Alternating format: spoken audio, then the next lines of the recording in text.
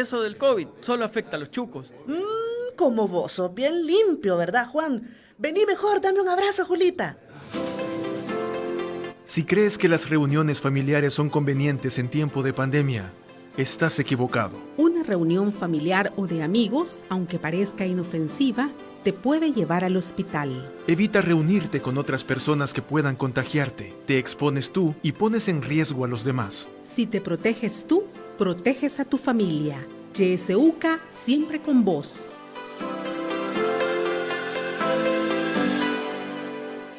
Hora 10. Que la realidad tome la palabra a través de la ciudadanía activa. No debemos permitir una privatización. Vivimos día a día la realidad. No pasa el barrendero barriendo la calle, va. Es imposible dar la espalda a la realidad. Felicitarlo por el programa que tienen, porque nos permiten comunicar nuestras preocupaciones. Porque la realidad es parte de nuestra historia. Hora 10. Escúchalo de lunes a viernes a partir de las 10 de la mañana.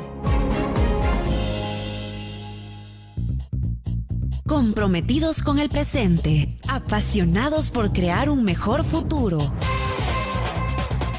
91.7 FM, YSUCA.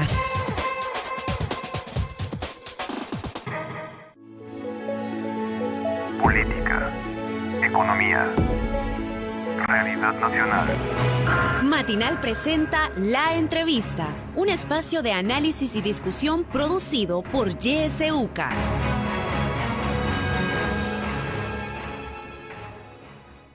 Muy buenos días, gracias por su sintonía a Radio YSUCA. Este día estaremos hablando en este espacio de la entrevista sobre acceso a archivos militares y evaluación estratégica de la protección social en El Salvador.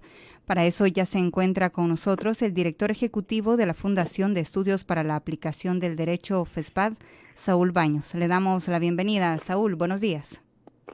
Buenos días, Imelda. Muchas gracias por la invitación. Un saludo para todos y todas. Muchas gracias, Saúl, por acompañarnos nuevamente en este espacio. Bueno, la Mesa contra la Impunidad, el Grupo Gestor por una Ley de Reparaciones y la Comisión Pro Memoria Histórica han rechazado el bloqueo a las inspecciones judiciales en el caso de la masacre de El Mozote y lugares aledaños, y a inicios de esta semana entregaron una carta al presidente de la República para que garantice el acceso a las dependencias militares. Saúl, ¿qué aspectos han considerado en este caso como organizaciones defensoras de las víctimas de la guerra? Gracias, Imelda. Bueno, hay que quizás plantear algunos antecedentes para las personas que nos escuchan. Hay que recordar que ya por el 15 de junio del presente año, el señor juez de instrucción de San Francisco Gotera ordenó la realización de la inspección con intervención judicial de los archivos militares ubicados en las distintas instalaciones de la Fuerza Armada del Salvador, principalmente las que tengan vinculación con el proceso penal de la masacre del Mozote y lugares aledaños. De ahí es que se ha diligenciado otros hechos, por ejemplo el 28 de agosto, posterior a ese 15 de junio que me he referido, el mismo juez realizó una audiencia de planificación, coordinación y calendarización de las inspecciones. Fue ahí en ese momento cuando programó la realización de la inspección del pasado 21 de septiembre, que fue cuando hubo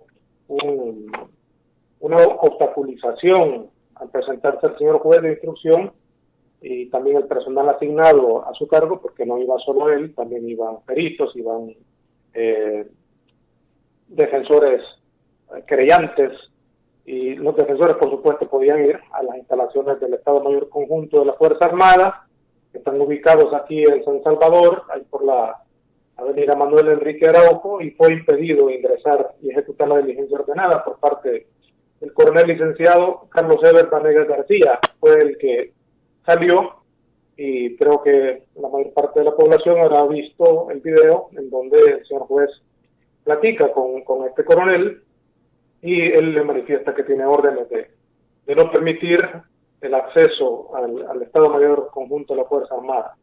El juez se retira sin antes haberle preguntado que verdaderamente estaba impedido en su ingreso, y se lo ratifica el coronel y luego el juez. Pues se da esa suspensión y posterior se da la cadena de radio y televisión del presidente, donde él manifiesta que él ha sido quien ha dado la orden. Antes de esa cadena, y entre la cadena y el impedimento al ingreso, hubo mucha exigencia de parte de la sociedad civil, las organizaciones que nosotros representamos, en las que participamos, usted lo mencionó, la Mesa contra la Impunidad en El Salvador, el Grupo Gestor por una Ley de Reparaciones y el Comité de Trabajo por Memoria Histórica, entre otras organizaciones. Insistimos en que queríamos saber quién es el que había dado la orden para impedir que el juez realizara dicha inspección. No fue sino hasta la cadena de radio y televisión que el presidente dijo de que él había dado la orden de esa suspensión. Luego entendemos que el señor juez certificó esa expresión de parte del coronel Carlos Eber Banega García y lo envió a la Fiscalía General de la República para también saber ya dentro del proceso para que la Fiscalía interviniera y también el presidente de la República, el ministro de la Defensa Nacional, diera una respuesta de quién había impedido ese ingreso. Entendemos que hasta el día de ayer o anteayer fue enviado la documentación de parte de Casa Presidencial. Estaba el término de vencerse el tiempo para dar esa respuesta y creemos que ha habido una respuesta por parte de Casa Presidencial. Y ayer nos enteramos, ayer por la tarde-noche, que la reinspección que estaba programada para el día lunes 5 de octubre ha sido trasladada para el día 12, entiendo, por razones que tanto el presidente de la República como el ministro de la Defensa siguen argumentando que están amparados en el artículo 168 de la Constitución de la República, ordinal séptimo, que les otorga la facultad de limitarse a dar o no dar informes que está solicitando el juez. Así está más o menos la situación, Imelda. Y nada menos el día 24 también se presentó una nota por parte de estas organizaciones en donde FESPA participa, presentando una carta al presidente de la República solicitándole que ordene al ministro de la Defensa, en su calidad del presidente, del comandante general de la Fuerza Armada, que no se obstruya, no se obstaculice la realización de la inspección que estaba programada para el día 5. Y también ese día entiendo que el Instituto de Derechos Humanos de la Universidad Centroamericana José Simón Cañas presentó un aviso ante la Fiscalía General de la República para que el fiscal general inicie una investigación y determine si en los hechos que se dieron el día 21 en cuanto a la obstaculización del juez pudo haber una configuración de acciones ilícitas que riñen contra la ley penal. Nada menos esta mañana también las organizaciones, las tres que he mencionado, vamos a presentar un aviso a la Fiscalía General de la República, más o menos en los mismos términos en que también IDUCA presentó el aviso en días anteriores. ¿Qué aspectos considerarán en este aviso que ustedes presentarán ante la Fiscalía General de la República esta mañana como organizaciones, Saúl? Bueno, hay que decir que es una facultad legal y una obligación, por lo tanto, de la Fiscalía General de la República realizar investigaciones ante hechos donde presumiblemente hay una transgresión a la ley penal. Y hay hechos fácticos ocurridos ese día, el día 21, y uno los extrapola a lo que plantea el Código Penal. Y uno puede deducir alguna posible comisión de delitos. Pero eso es lo que nos corresponde a nosotros, hacer ese tipo de interpretación y trasladarla, en este caso, a la Fiscalía General de la República. Incluso creemos que no sería necesario hacer ese tipo de acciones si la Fiscalía General de la República actuara de manera más diligente. Pero no siéndolo así, nosotros nos sentimos llamados a hacer este tipo de acciones a los efectos de motivar a la Fiscalía General de la República, aunque no debemos, como dije, hacerlo. Pero dado de que no existe esa diligencia, o al menos esa voluntad no la vemos, de diligenciar esas acciones investigativas por parte de la Fiscalía, no vemos la necesidad de hacerlo. Nosotros consideramos que en este aviso que estamos por presentar, que con el hecho de no haber cumplido con la orden judicial de permitir el ingreso al Estado Mayor Conjunto de la Fuerza Armada para realizar la diligencia de inspección en los archivos militares, probablemente se han cometido algunos delitos. Por ejemplo, creemos que puede existir el cometimiento del ilícito de actos arbitrarios. Está contenido en el artículo 320 del Código Penal. También creemos que puede haber el cometimiento de delito de incumplimiento de deberes, que está en el artículo 321 del mismo Código. E igualmente el delito de desobediencia a resolución judicial, por parte de todos aquellos funcionarios que intervinieron en la decisión y ejecución de las órdenes de incumplir el mandato judicial. O también que, estando obligados a garantizar su cumplimiento, omitieron realizar lo que les correspondía realizar. Igualmente, creemos que podría haber cometimiento de delitos por parte del presidente de la República en cuanto al delito de encubrimiento, regulado en el artículo 308 del Código Penal, ya que como comandante general de la Fuerza Armada, y habiéndose notificado legalmente sobre las diligencias judiciales a realizar, no autorizó el ingreso al Estado Mayor Conjunto de la Fuerza Armada. Y en la cadena de radio y televisión que he aludido, él dijo que él quien había dado la orden de no permitir. Entonces hay una manifestación también del presidente de la República. Creemos también que con las mismas declaraciones que el presidente dio en la cadena nacional de radio y televisión sobre la búsqueda y sustracción de información militar, a pesar de que no existía una medida cautelar preventiva o que asegurara a los archivos militares, se sustrajo la documentación para poder ser presentada a la juez de la causa y la Fiscalía General de la República. Entonces, nosotros en este caso creemos que pudo haberse concurrido en el delito de supresión, destrucción u ocultamiento de documentos verdaderos, que también está regulado en el Código Penal. Entonces, creemos que hay una posible concurrencia de acciones que riñen con la ley penal. Además, también creemos que la obstaculización injustificada e ilegal para la realización de la diligencia judicial afecta también los derechos de las víctimas de la masacre de Mozote y lugares aledaños. De la sociedad salvadoreña también hay una afectación, y de la humanidad. Pues hay que recordar que el caso del Mozote es un crimen de lesa humanidad, y por tanto la ofendida no es únicamente las víctimas como tales, sus familiares, la sociedad salvadoreña, sino también la humanidad entera, por negarse el acceso a esos derechos que son derechos a la verdad, a la justicia y a la reparación, que están regulados no solo en normativa interna, sino también en normativa con estándar internacional, como lo es la Convención Americana sobre Derechos Humanos. Saúl, tal como usted lo ha comentado, el juez de instrucción de San Francisco Gotera de Morazán ha reprogramado las inspecciones a estos archivos militares para dar inicio el próximo 12 de octubre. ¿Qué implicaciones tendría que desde la Fuerza Armada no se permita nuevamente el ingreso a los archivos militares relacionados a la masacre del Mozote y lugares aledaños? Bueno, pueden darse varios escenarios.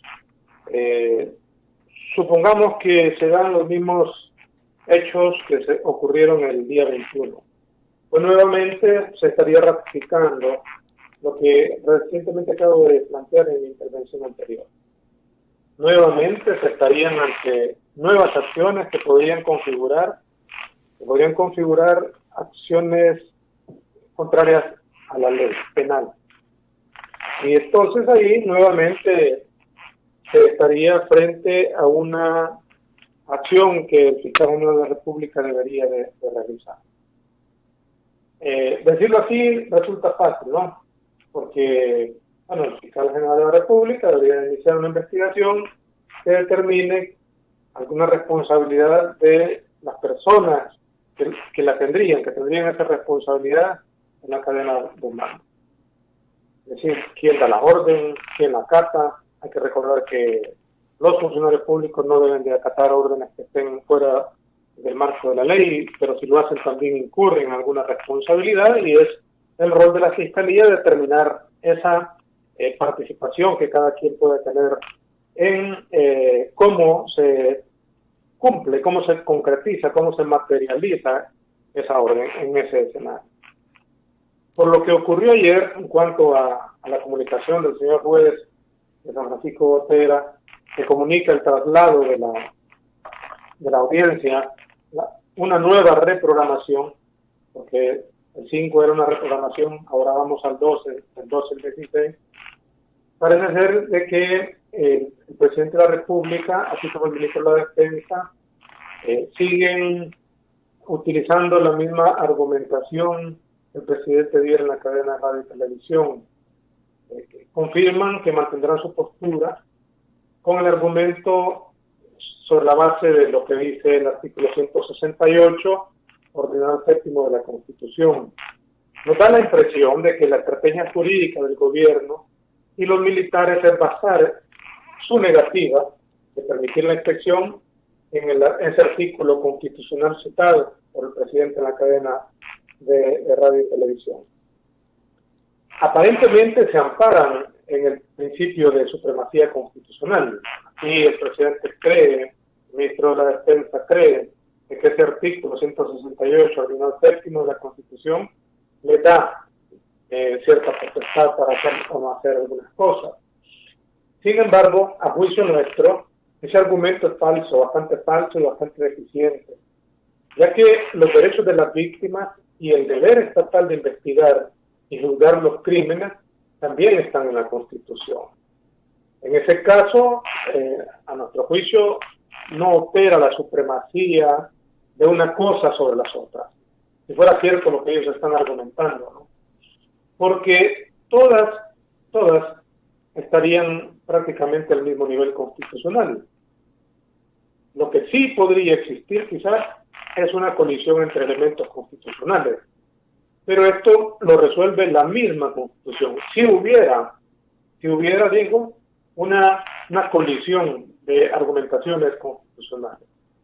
Partamos de el supuesto de que lo que ellos plantean, lo que ellos arguyen, lo que ellos justifican para negarse, tenga un asidero constitucional, pero también dije de que el derecho de las víctimas también tiene un asidero constitucional, es decir, que están al mismo nivel.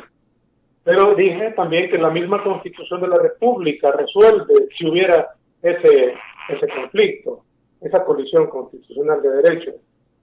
Ahí nos remitimos al artículo 1 de la Constitución y recordar que este artículo 1 de la Constitución, parte dogmática de la Constitución, dice el origen y fin del Estado es la persona humana, y no dice que sean las instalaciones de la Fuerza Armada, ni sus planes de hace más de 40 años, y por lo tanto, ahí se resuelve esa argumentación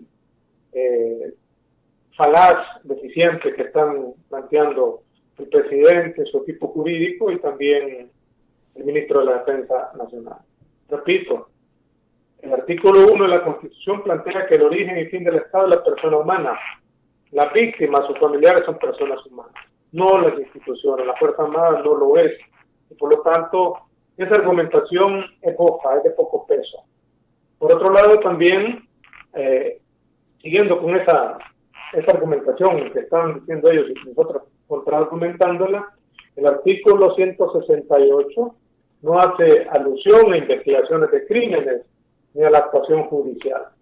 Ellos en este caso están interpretando a favor de la impunidad de los criminales esa argumentación del artículo 168. Además, hay otro elemento a considerar en este punto, que tiene que ver con el secreto que se menciona en la Constitución, secreto de dar a conocer planes de seguridad nacional, etcétera. Porque lo que establece en cuanto al secreto en la Constitución se antepone a la Asamblea y no al órgano judicial. Es decir, lo que se está planteando en el 168, ordenado séptimo, atañe a la Asamblea Legislativa, no al órgano judicial. El proceso que lleva el juez es sobre la base de otro cuerpo normativo. Por supuesto, también en la Constitución, que tiene que ver con el poder jurisdiccional que la Constitución le otorga a los jueces, independientemente de la categoría que tengan. Porque también el presidente de la República ha tratado de, como decimos en salvadoreño, ningunear al juez. También la Constitución de la República plantea la independencia judicial, y el presidente también con sus alocuciones, con sus intervenciones, con sus expresiones, trata de minusvalorar la facultad jurisdiccional que tiene el juez de San Francisco Gotera. Y, como decía, este artículo está dirigido a la Asamblea Legislativa, no al órgano judicial. La Constitución no fomenta la impunidad, y repito, pareciera ser que con estas argumentaciones amparadas en esta interpretación que hacen del artículo 168, pareciera ser de que están tratando de fomentar la impunidad. En ese sentido, nosotros también quisiéramos hacerle una pregunta al presidente de la República. ¿Por qué interpreta la Constitución a favor de la impunidad y no a favor de la justicia, de la verdad y del establecimiento de las condiciones de no repetición? ¿Por qué el presidente interpreta así la Constitución? Está interpretando la Constitución a favor de la impunidad. Usted ha descrito, Saúl, el papel que debe jugar la Fiscalía General de la República en este proceso, el rol de la Fiscalía General de la República. Desde su punto de vista, o más bien, ¿cómo evalúa usted el papel que ha estado jugando esta institución en todo este proceso después del bloqueo para el acceso a los archivos militares de la Fuerza Armada? Bueno, Imelda, a veces el nivel de expectativa es demasiado grande, ¿no? Me refiero a que, por supuesto que nosotros quisiéramos tener una fiscalía sumamente fortalecida, diligente, oportuna, independiente, y a veces nos da la impresión de que estas características no las tiene. No es un asunto fácil, además, también hay que recordar que aún la Fiscalía debe de ceñirse a procesos legales. Es decir, tiene una normativa, por supuesto está la Constitución, su propia ley y otro conjunto de leyes a las cuales debe ceñirse. Hemos creído de que en cuanto a la oportunidad, el fiscal general de la República, y en relación a la expectativa que tenemos de la institución, no ha estado a la altura. Digamos, ha habido bastante lentitud para actuar. Han habido avances, también los hemos reconocido. Ha habido avances porque se creó, no en esta administración de la Fiscalía, sino en la anterior, una unidad que tiene que ver con la investigación de crímenes del pasado. Hay que recordar que en 2016 se expulsó del ordenamiento jurídico la ley de amnistía nacional, y desde ahí debió haberse impregnado una dinámica distinta de cómo venía presentándose la Fiscalía General de la República, pero eso no lo hemos visto. He dicho de que sí reconocemos ciertos avances, pero quizás los que tenemos desde la expectativa, desde el nivel de la expectativa no se dan. En este caso particular, creemos que no ha habido una acción, al menos pública, porque también hay que entender de que la Fiscalía General de la República realiza diligencias, y no todas, y no está en obligación de hacerlo, de comunicar todo lo que hace. Pero sí creo de que algunas cosas deberían de ser comunicadas a los efectos de que este punto, que como dije, es de interés de las víctimas, de los familiares, de las organizaciones de derechos humanos, de la sociedad salvadoreña, de la comunidad internacional, de la misma Corte Interamericana de Derechos Humanos, que es la que resolvió este caso y condenó a El Salvador como violador de derechos humanos, debería de comunicar mejor la Fiscalía General de la República. Sin embargo, también la Fiscalía General de la República se ve victimizada, lamentablemente, por ataques o señalamientos y presiones, también hay que decirlo, de ciertos sectores y actores con mucho poder acá en el país. Pero en el caso particular de esta diligencia, nosotros por eso le estamos presentando este día, más tarde, un nuevo aviso, así como lo hizo el IDUCA, para que se anime a realizar las investigaciones que deba realizar en el marco del cumplimiento de su mandato legal. Omitirlo también podría ser una falta de la Fiscalía General de la República. Y con esto nosotros, con esta acción que estamos haciendo, tratando de invitar a la Fiscalía General de la República que lo haga. Y decía de que no es fácil. ¿Por qué? Porque la Fiscalía General de la República, si bien tiene la facultad constitucional de investigar o de dirigir la investigación del delito, operativamente tiene que echar mano de la Policía Nacional Civil. Hubo expresiones que creo yo que con poco conocimiento de derecho en cuanto al momento en que se da la instrucción de la inspección que iba a realizar el juez, de que ahí se debió haber ordenado capturas. Eso no, yo lo leí en algunos comentarios en redes sociales, algunas expresiones o llamadas telefónicas a entrevistas de algunas radios por parte de ciudadanos. La verdad que eso no se puede hacer así, ¿verdad? Por eso decía que a veces el nivel de expectativa es demasiado grande y a veces tiene una base de desconocimiento legal. Hay procedimientos legales que cumplir, pero decía que la Fiscalía dirige la investigación penal. En este caso le estamos pidiendo que inicie una diligencia investigativa por el posible cometimiento de delitos, pero imaginémonos un escenario en donde el fiscal sí determine de que hay cometimiento de delitos. ¿Cómo se va a concretizar eso? El procedimiento de estas personas ya es una situación un poco, sería crítica y grave, ¿no? Porque tiene que intervenir también la Policía Nacional Civil, y hemos visto que en otros casos la Policía Nacional Civil ha acatado algunas órdenes que podrían ser contrarias a la ley. Entonces, si fuera el caso, también habría una concurrencia de otras personas, de otros funcionarios, actuando al margen de la ley.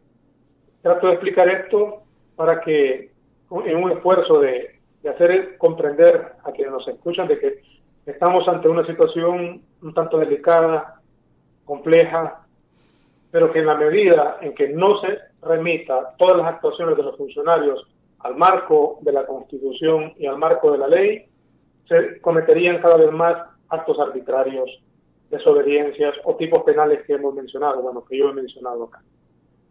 Bueno, Saúl, necesitamos hacer un breve corte en este momento, pero al regresar también la audiencia va a poder hacer preguntas o comentarios sobre este tema que estamos tratando, y también más adelante vamos a hablar sobre el informe de evaluación estratégica de la protección social en El Salvador presentado recientemente por FESPAD. Así es que no nos cambie, volvemos de inmediato.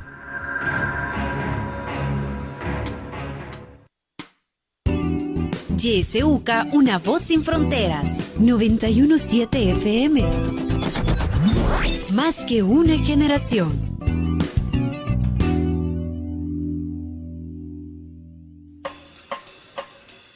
Fusión Jazz. Disfruta de lunes a viernes Fusión Jazz con la mejor selección de Latin Jazz de 1:30 a 2 de la tarde por el 91.7 del FM.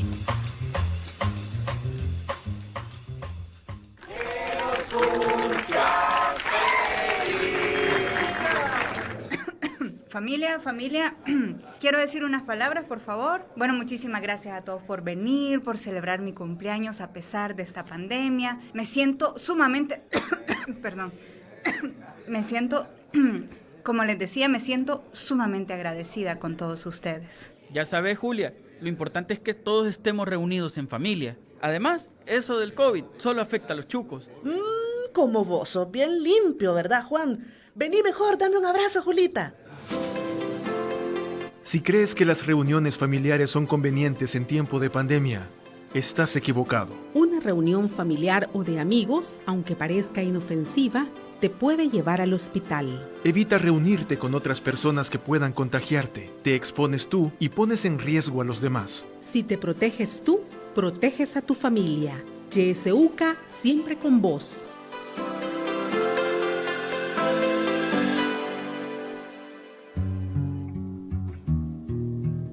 Una melodía nos hace recordar.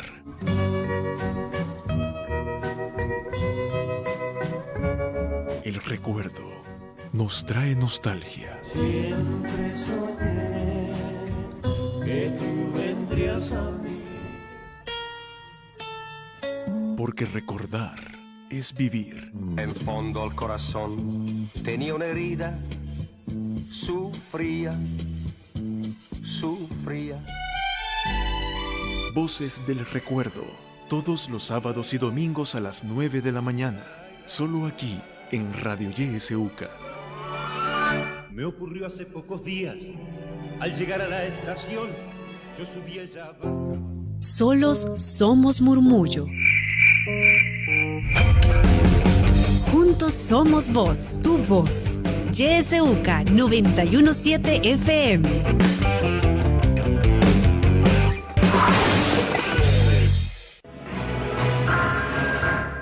Gracias por continuar en sintonía de este espacio de la entrevista. Esta mañana hablamos sobre acceso a archivos militares y evaluación estratégica de la protección social en El Salvador. Está con nosotros el director ejecutivo de la Fundación de Estudios para la Aplicación del Derecho FESPAD, Saúl Baños. Si usted tiene preguntas o comentarios, puede hacerlos a través de nuestras líneas telefónicas 2210-6924, 2210-6925 o enviarnos sus mensajes de texto o de voz al 7571-2779. Recibimos la primera llamada en este momento. Buenos días. Adelante. ¿De dónde nos llama? Buenos días, Imeldita. Buenos días. Le habla Carlos Cáliz de San Antonio Abad. Buenos días, doctor Baños. Así ligerito, doctor. El que el presidente de la República se niegue a que abran los archivos no le da lugar eso a que sea un encubridor y que también sea penalizado o formal en juicio. Me gustaría saber eso, doctor. Buenos días. Buenos días, gracias por su participación. Recuerde 75712779, nuestro número de WhatsApp. Tenemos una llamada más en línea. Adelante, buenos días, ¿de dónde nos llama? Buenos días, llamamos de Laico, mi nombre es Rafael Rodríguez. En días pasados formulé una pregunta, pero por razones, entiendo que de tiempo y de dinámica de llamadas no se pudo contestar. Entiendo que el entrevistado es abogado. En este sentido, mi inquietud es la siguiente. Si el presidente de la República es el comandante de las Fuerzas Armadas, estas son preguntas, no aseveraciones. Si es el comandante de las Fuerzas Armadas y el seguimiento para pedir archivos es a las Fuerzas Armadas, ¿no se supone que la presidencia de la República es una extensión de las Fuerzas Armadas y por lo tanto se debería también investigar los archivos de la presidencia de la República, ya sea en otro gobierno o en estos? Buenos días. Buenos días, gracias por su participación. Le vamos a dar paso a Saúl Baños para que pueda responder a estas primeras dos cuestionantes de la audiencia. Saúl, adelante. Gracias, Imelda. Bueno, voy a tratar de dar una sola respuesta tanto a las preguntas que hace el señor Cáliz como el señor Rodríguez. Decía yo de que estamos ante una situación muy compleja y muy delicada, sobre todo porque atañe al señor presidente de la República y comandante general de las Fuerzas Armadas. Lo que las víctimas, lo que los familiares de las víctimas, lo que las organizaciones de derechos humanos, lo que la Corte Interamericana de Derechos Humanos planteamos en nuestras exigencias en nuestras peticiones, en nuestras solicitudes, no es un procesamiento penal por posible cometimiento de delitos del presidente de la República en ningún momento, tampoco del ministro de la Defensa, ni de este presidente actual, ni de los anteriores, ni de los ministros de defensa anterior. Por supuesto que ha habido omisiones, ha habido obstaculización, ha habido actos arbitrarios y por lo tanto podría existir cometimiento de delitos. Pero nuestro interés no es procesar a estos funcionarios, no, nuestro interés es que se cumpla lo que determinó la Corte Interamericana de Justicia en el caso. También queremos que se cumpla el respeto a la institucionalidad, el respeto a la Constitución, el respeto a las leyes, el respeto a la función jurisdiccional del juez que está tratando de hacer una investigación diligente para posiblemente dar como responsables del cometimiento de ese crimen de lesa humanidad. Ese es el interés nuestro. Y hacemos esta aclaración porque no se nos debe de malinterpretar y perdernos del punto central, que lo que estamos haciendo es un proceso de justicia en transición. Eso es lo que buscamos.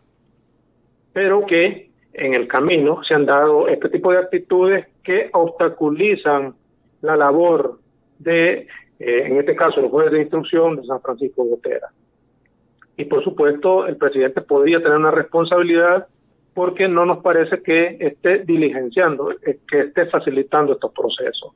Y es por eso que se activan las otras instituciones, como la Fiscalía General de la República, para que intervengan y hagan valer lo que establece la Constitución y las leyes de la República. Lo que don Rafael Rodríguez planteaba de los archivos y la incumbencia del presidente en su calidad de comandante general de la Fuerza Armada, y también se refería a los gobiernos anteriores o los funcionarios anteriores, por supuesto que tiene una obligación el presidente. Hay que recordar y remitirnos a que la firma de los acuerdos de paz propició cambios en la Constitución de la República.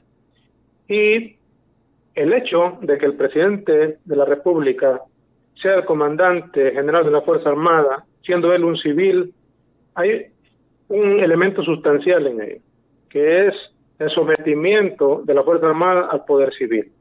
Eso, obviamente, es una figura abstracta que se debería de concretizar en hechos como este. Para saber si la Fuerza Armada está sometida a la civilidad o al poder civil, y que por el principio de delegación el presidente representa al pueblo, eso hoy está en entredicho. Pareciera ser de que eso que está contenido en la Constitución de la República, de que la Fuerza Armada se somete al poder civil, está cuestionado. No estaría cuestionado si el presidente diera la orden de aperturar o de permitir la inspección de los archivos militares. Y por supuesto, la Fuerza Armada, por ser una institución no deliberante, que también así lo plantea la Constitución de la República, no debería de oponerse, ni de contradecir, ni de contraargumentar a la orden que debería dar el presidente de la República. Pero aquí digo y cierro con esto, que no conocemos las razones por qué el presidente lo que favorece es la impunidad con este tipo de órdenes, sobre todo porque él expresó en la cadena radio y televisión que él es quien había dado la orden de impedir la inspección judicial. ¿Cómo no? Tenemos mensajes que nos llegan a través de WhatsApp. Le vamos a dar paso en este momento a un mensaje de audio. Escuchamos. Buenos días, señora Yeseu, qué excelente entrevista. Le llamo desde San Salvador. Solo una pregunta. ¿Quiere decir, prácticamente la Fuerza Armada no ha perdido el poder? Porque las personas que están dentro de las instituciones de gobierno se aprovechan y los tienen como de aliados para perpetrar su gobernabilidad. Entonces, ¿qué se puede hacer en ese momento, en estos momentos tan críticos que se están viviendo? Porque a mí, que vivimos la guerra, ya soy mayor de 65 años, nos preocupa sentir ese ambiente, esa sensación de que el militar piensa que los botones que tienen en los uniformes son de oro y que son intocables. Muy buenos días. Buenos días, gracias a la amiga por su participación. Nos envían un mensaje de texto, dice: hola, buen día, con eso de los archivos para averiguar lo del mozote, cuando estuvo el FMLN hubiera sido más fácil hacerlo. Tengo la duda, ¿por qué no lo harían ellos? Le damos paso nuevamente a Saúl para que pueda brindar sus reacciones. Gracias, Imelda. Bueno, con la primera intervención, que fue un comentario, decir que estoy de acuerdo con lo que plantea la amiga que habló, en cuanto a que la Fuerza Armada no ha perdido el poder. Yo creo que no es de que la Fuerza Armada perdiera el poder. Yo diría de que la Fuerza Armada está siendo utilizada de manera arbitraria para lo que no está mandatada. Al leer la Constitución de la República, podemos ver que la Fuerza Armada, como todas las demás instituciones estatales, están y deben estar supeditadas al mandato legal, al mandato constitucional, y no debe de tener más facultades que la ley les otorga, la misma Constitución de la República. Y la Fuerza Armada debe de estar para la defensa nacional, nada más. Aquí hemos visto que hay una Fuerza Armada que tiene una responsabilidad cada vez mayor en materia de seguridad pública, que es otro tema que venimos trabajando. Venimos tratando de que se respete eso que plantea la Constitución de la República. Pero esa participación fuera del marco legal de la Fuerza Armada también la empodera. Y cada vez más hemos visto que con la remilitarización de la seguridad pública, con el involucramiento de la Fuerza Armada para otras actividades que no está mandatada, le otorga participación, pero también ahí se le adosa mucho más poder. Y ese sometimiento al poder civil cada vez más va siendo debilitado. Así que eso podría decir, en verdad. ¿Cómo no? Con respecto al mensaje también que hacen la pregunta de que tienen la duda de por qué no lo harían en el gobierno del FMLN, esta apertura de los archivos militares, ¿qué opinión tienes sobre esto, Saúl? Sí, efectivamente, los gobiernos anteriores no atendieron el caso del Mozote. Creo que se ha venido configurando un manto de impunidad acá en el país. Ya han transcurrido varias décadas desde que ocurrió ese crimen, ese y otros crímenes. También debo decir que no solo se desatendió el caso del Mozote, sino que varios casos, hay muchos casos acá en el país que los tenemos documentados y que no hubo una atención debida de los gobiernos anteriores, incluido los dos anteriores al actual. Hay que decir que también ha habido un cambio en la normativa que atiende los casos. Hay que recordar que hubo una ley de amnistía de 1993 y en el caso del Mozote en particular, en aquel momento se dio una etapa de investigación, pero que luego fue suspendida y pasaron muchos años y pasaron muchos gobiernos en donde no se diligenció en el derecho interno, en la institucionalidad interna, el caso del Mozote.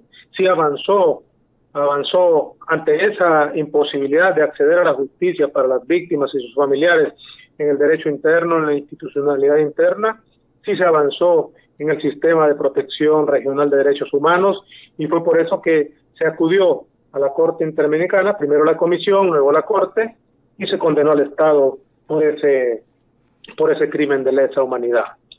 Pero también, luego de ese silencio, esa omisión de los distintos gobiernos que se dieron durante esa etapa, en 2016, ya lo había mencionado, se derogó la ley de amnistía. Y también se reactiva nuevamente el caso del Mozote, así como pueden estar reactivados otros casos. Y es que hoy se está en esas circunstancias, en esta nueva etapa. Todavía falta, porque de 2016 a la fecha llevamos 4 años y el proceso ha avanzado muy poco. ¿Por qué? Por las retrancas que se han puesto y que se siguen poniendo y que esperamos que no se sigan poniendo. Pero a juzgar por estos acontecimientos que están pasando en estos días, hay más retrancas desde la institucionalidad estatal. Y nosotros en ningún momento queremos eximir de la responsabilidad que pudo haber de los otros gobiernos y los funcionarios que estuvieron en ese momento, que tampoco diligenciaron debidamente lo que era su obligación hacer. Bueno. Saúl, pasamos a otros temas. Recientemente FESPAD hizo la presentación del informe sobre evaluación estratégica de la protección social en El Salvador. ¿Qué aspectos fueron analizados en este estudio? Sí, Imelda. Mire, nosotros presentamos un informe, hicimos la presentación virtual por las limitantes que tenemos por la pandemia. Es un documento que creemos puede contribuir a la discusión del tema social, que es sumamente importante acá en el país.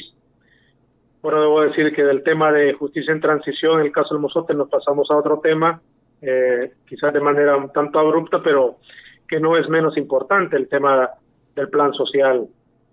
Y decía de que presentamos ese informe como resultado de un proceso investigativo y lo damos a la sociedad salvadoreña para que sirva como instrumento de análisis, de reflexión, y que pueda contribuir, sobre todo en este momento en que el gobierno central está haciendo el diseño, la formulación del plan social, el plan social de El Salvador.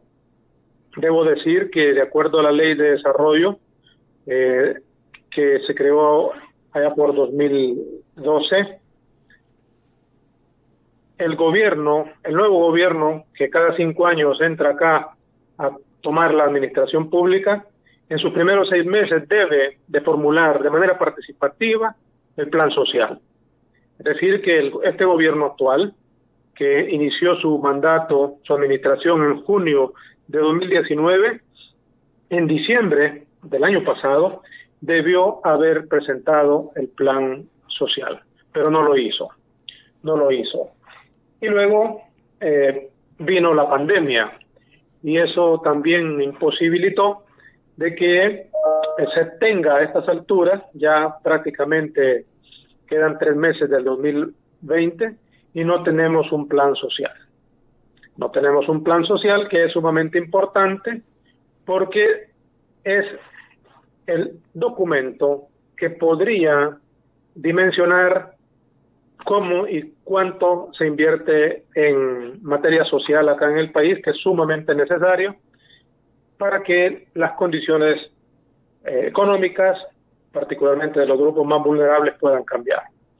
El documento que nosotros hemos elaborado como FESPAD, con la colaboración del ICEFI, se enmarcan dentro de un proyecto que se llama Participación Ciudadana en la construcción de una cultura de Contraloría e incidencia en el plan social El Salvador.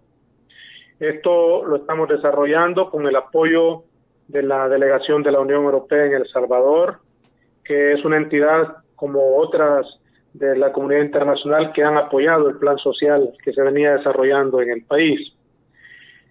Nosotros nos hemos preguntado que por qué no hay plan social a estas alturas, que ya debió haberlo. Bueno, una de las causas que hemos identificado es que cuando entra este gobierno, desmonta el área de planificación gubernamental, la entidad que se conocía como CEPEPLAN, la Secretaría Técnica de Planificación.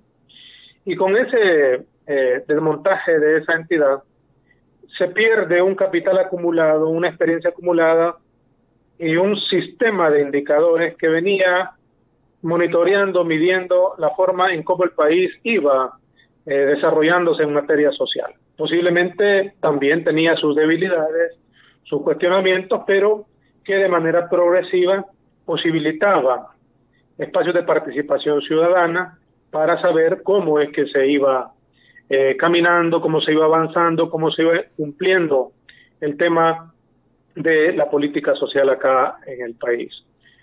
Entendemos que es la comisionada presidencial, la licenciada Carolina Recinos, quien lleva ahora, en ausencia de la CETEPLAN, el tema de la formulación del plan social. También creemos que es sumamente importante tener ya diseñado el plan social en esta coyuntura en la que está el país, porque actualmente se está discutiendo el presupuesto del año 2021. Y por lo que hemos visto que el señor ministro de Hacienda ha presentado a la Asamblea Legislativa, ciertamente hay algunos incrementos en algunas carteras con carácter social, pero en otras hay una disminución. Y nos llama la atención el hecho de no contar con un plan social y estar presentando un presupuesto que lleva un componente social y que no estén entrelazados. El plan social, que debería ser por los próximos 4 años, debería ser el quinquenio, pero como dijimos no lo presentaron en tiempo, debería tener los lineamientos estratégicos y los indicadores de cuando este gobierno termine, cómo ha avanzado y cómo ha mejorado el país, la población en materia social. Pero esta separación en cuanto a no tener plan social y a estar presentando ya el presupuesto 2021, y al existir este divorcio, creemos que puede haber un nivel de improvisación muy grande, así como lo ha habido este año 2020. Digamos que en el año 2020 se les podría dispensar cierto nivel de no planificación, de improvisación por la pandemia COVID, que creo que ha venido a ser como una justificación válida para el gobierno e ir dando respuesta a la demanda de la población en la medida en cómo se han ido presentando los hechos. Pero el país no puede estar así. Al carecer de un plan social, al carecer de un conjunto de metas establecidas, al carecer de un conjunto de indicadores, la improvisación se va a seguir dando y va a ser difícil que la ciudadanía, que las organizaciones de sociedad civil podamos realizar un nivel de contraloría, un nivel de participación ciudadana para tratar de contribuir a enrumbar este barco que se llama El Salvador. Pero sobre todo también a hacer ciertos aportes. Y entre los aportes que nosotros queremos hacer está, por ejemplo, plantear que nos parece que el plan que se está diseñando no está enfocado o no contiene el enfoque de derechos, sino está más bien en un enfoque de necesidades, es decir, de las privaciones que tiene la población. Y se está atendiendo de manera improvisada, no de manera planificada. Y eso puede ser muy negativo, porque puede ser en detrimento de la satisfacción de los derechos de la población, de los derechos sociales fundamentalmente. Y recordemos que satisfacer los derechos de la población es construir ciudadanía. Y también hay que decir que el componente social contenido en el plan social debe de contribuir también a otros temas, como por ejemplo al generar oportunidades, sobre todo a grupos vulnerables, entre ellos a las juventudes. Se eliminan factores de riesgo, que es un problema que también tenemos acá en el país, que hay demasiados factores de riesgo y hay jóvenes que al no tener oportunidades se está expulsando a condiciones de empobrecimiento, pero también a condiciones de exclusión, de marginación social, y es ahí donde surgen estas acciones delictivas que en materia de seguridad pública en el país, en materia de violencia y de tipos de violencia, violencia homicida particularmente, nos está desangrando acá en el país. Saúl, ¿cómo este nuevo plan social también debe estar fundamentado en una reforma fiscal integral? Efectivamente, el plan social debe de tener aparejada una reforma de la política fiscal, la política de recaudación acá en el país. Yo diría que son algunos elementos que hay que considerar. Ya me voy a referir al tema de la política fiscal. Por ejemplo, una cosa es el diseño del nuevo plan social, cómo se está diseñando, cuál metodología se está utilizando. Yo no sé si las personas que nos están escuchando han tenido la visita o comunicación de parte del equipo técnico que está desarrollando la consulta, porque han planteado que están desarrollando una consulta del nuevo diseño de plan social. Tienen un documento base. Debo decir que FESPAD y otras organizaciones sociales, desde el gobierno anterior, somos parte de un comité de organizaciones sociales que tiene fundamento en la Ley de Desarrollo Social y damos seguimiento tanto a la formulación del plan, que es una etapa interesante, pero mucho más interesante es cómo se puede ejecutar ese plan. Porque nosotros acá nos podemos preciar de tener el mejor plan social, pero hay que dar el salto a cómo se va a ejecutar. Entonces, creemos de que el Estado salvadoreño debe de abandonar el modelo de estado de bienestar residual. Eso lo ha tenido hasta ahora y debería de apostar a un modelo de bienestar social en el que se dé una explicación pormenorizada de la búsqueda de mayor igualdad. Las brechas de desigualdad acá son cada vez mayores.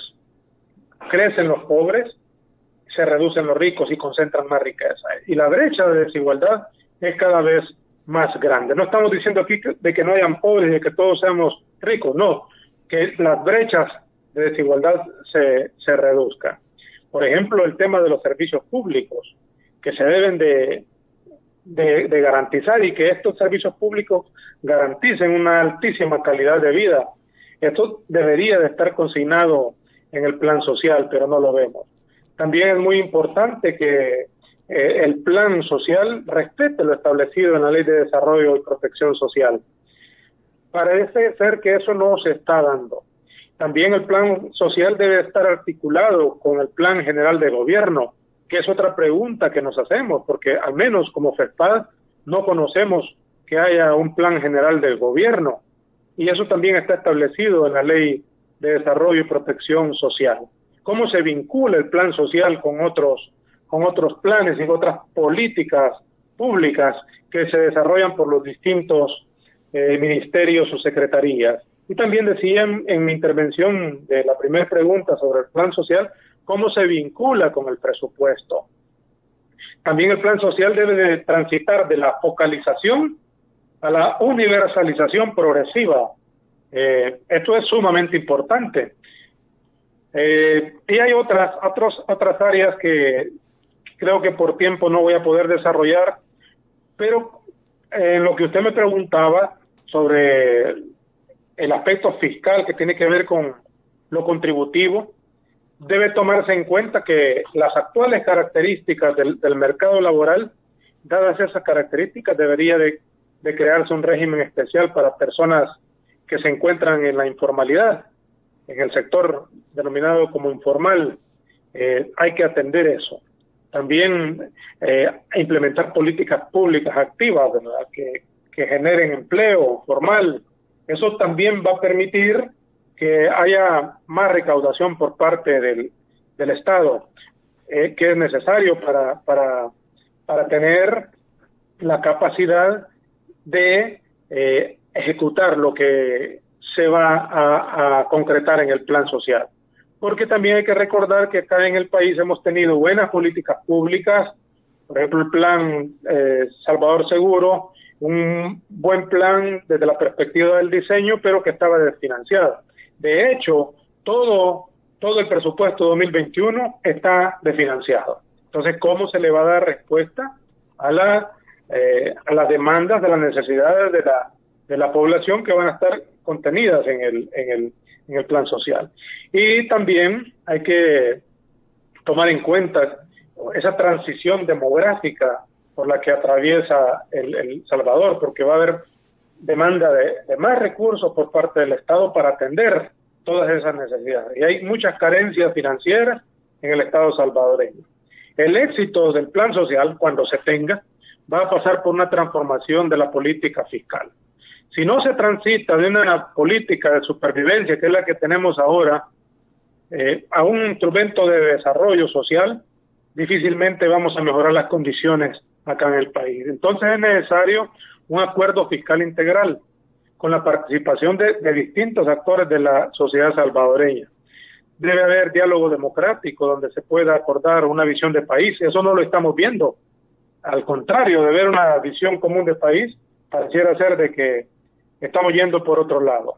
Pero además de sentarnos, de tener diálogo, de ver la visión de país, hay que buscar también los mecanismos de su implementación, los costos, pero sobre todo también cómo se va a financiar el plan social y todo lo que viene. Igual ahí entra el establecimiento de impuestos que se han eliminado acá a los bienes suntuosos, a la propiedad, los bienes patrimoniales. Hay que ir pensando en esos mecanismos de cambio. Saúl, quisiera finalizar este espacio de la entrevista consultándole su opinión sobre la falta de pago de salarios a los empleados de los órganos legislativo y el judicial por parte del Ministerio de Hacienda. ¿Cómo valora usted esta situación y cómo valora también este conflicto entre los poderes del Estado? Sí, quizás por el poco tiempo no me va para desarrollar como quisiera las ideas. Sí. Pero quisiera iniciar diciendo de que pareciera ser de que el Ejecutivo se nutre del conflicto que tiene una buena parte de responsabilidad cuando se crean. Y actualmente el gobierno tiene algunos conflictos abiertos que no los ha resuelto y que pareciera ser de que no tienen la intencionalidad de resolverlo. Creo que es sumamente grave el hecho de que de manera intencionada no se apruebe desde el Ministerio de Hacienda los salarios de algunos sectores de los otros dos órganos del Estado. Hubo un atraso en el pago de los salarios de empleados del órgano judicial y ahora se tiene un impasse con la Asamblea Legislativa. Esto tiene un antecedente, no es nuevo. Hay que recordar que hace unos meses atrás también se hizo ciertas expresiones de parte del Ejecutivo como amenazas de que se les iba a cerrar el chorro financiero a esas instituciones, de no resolver o dar respuestas positivas o como se quería que se diera de parte del órgano ejecutivo. Ahora eso se ha concretizado. Y hablando siempre en el tema social, no es solo impagos en la Asamblea Legislativa, sino también en materia social, por ejemplo, no se ha pagado la pensión básica universal o las transferencias a familias pobres de este país que se venían haciendo. En todo el 2020 no se ha dado esa pensión básica universal.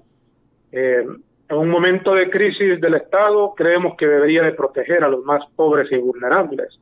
Es un derecho de las familias más pobres, de tal suerte de que pareciera ser que es una actitud intencionada, muy poco justificada, porque al menos lo que he podido escuchar del ministro de Hacienda es de que no tienen dinero. Pero recordemos que el mismo expresidente del Banco Central de Reserva dijo en la Asamblea Legislativa que se habían colocado CETES en el mercado internacional, en el mercado financiero internacional y en el mercado financiero nacional, y que el gobierno tenía más de 2.300 millones de dólares. Aparte de eso, que se tiene el presupuesto de 2020 que se está ejecutando. Y ese dinero debería estar, porque el presupuesto, la asignación presupuestaria, de acuerdo a la ley del presupuesto general 2020, está para cada una de las instituciones del Estado. Por lo tanto, el Ministerio de Hacienda debe de hacer esas erogaciones sin condicionamientos de que le aprueben esto o lo otro. Yo creo que eso podría dar pie también a algunas acciones contrarias a la ley. El fiscal general de la República dio declaraciones en ese sentido el día de ayer y es lamentable cómo también ha sido atacado por miembros de algún partido político o aspirantes a cargos de elección popular en las elecciones de febrero de 2021. En redes sociales han insultado al fiscal general de la República. Imagínese usted el irrespeto que se le da a la figura del fiscal general de la República, a la Fiscalía General de la República. ¿Cómo no sería de esperar, y eso es sumamente peligroso, de que a otras personas con menos poder, con menos investidura oficial como el fiscal general de la República se le pueda atacar? Estamos en una situación de país en donde hay muy poca tolerancia, no solo tolerancia social, sino de personas que son muy influyentes acá en el país. Creemos que debemos de ser más tolerantes, de dialogar más, de construir paz social acá en el país. Y una responsabilidad altísima la tiene el presidente de la República, su funcionario. Se está debilitando cada vez más el régimen democrático del país. Los pocos avances que se tenían en el régimen democrático del país ahora están tambaleando, y creemos que con estas actitudes como las que están teniendo algunos funcionarios del órgano ejecutivo encabezado por el presidente de la República no contribuyen a construir una sociedad salvadoreña que aspiramos con paz social. Bueno, Saúl, muchísimas gracias por acompañarnos en este espacio de la entrevista esta mañana. Gracias a usted, Imelda, y a los micrófonos de YSUCA. Buenos días. Buenos días, gracias también a usted que permaneció pendiente de este espacio de la entrevista. Sigue en la buena compañía de Radio YSUCA. Esta fue la entrevista en la matinal. Te invitamos a que no te pierdas nuestra próxima emisión.